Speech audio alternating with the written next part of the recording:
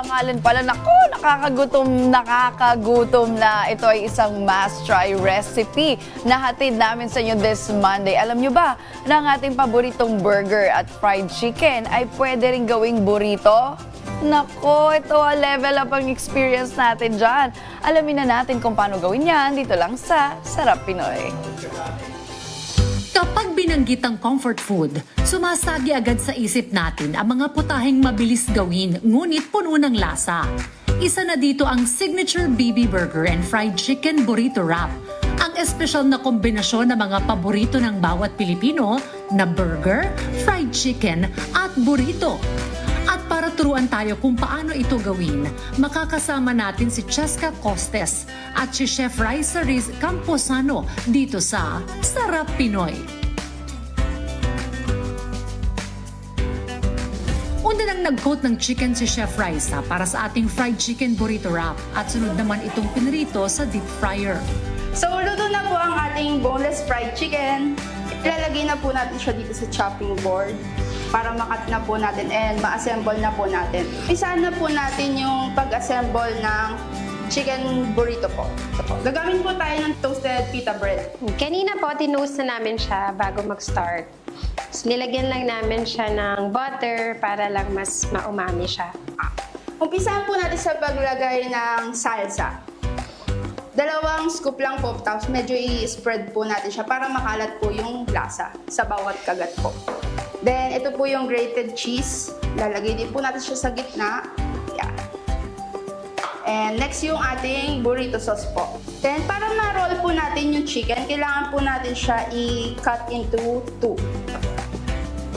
Then, yung final step natin is lalagyan natin ng pampabalance itong lettuce po sa gitna.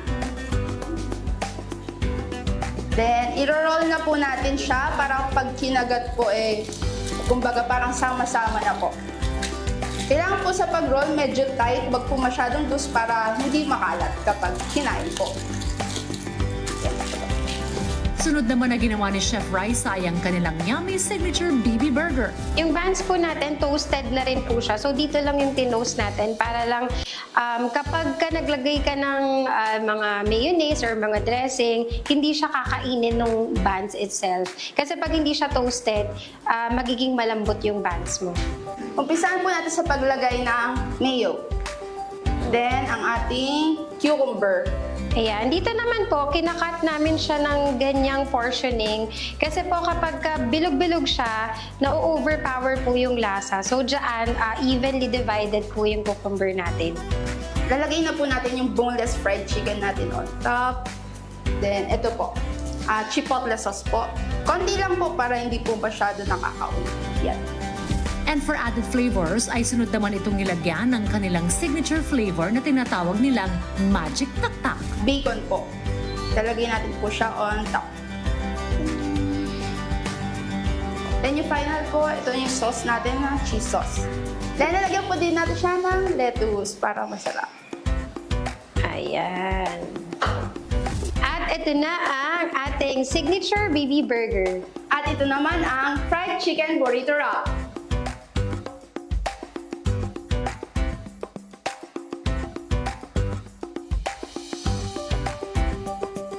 At yan ang ultimate combo ng crispy, juicy at smoky goodness na signature BB Burger and Fried Chicken Burrito Wrap.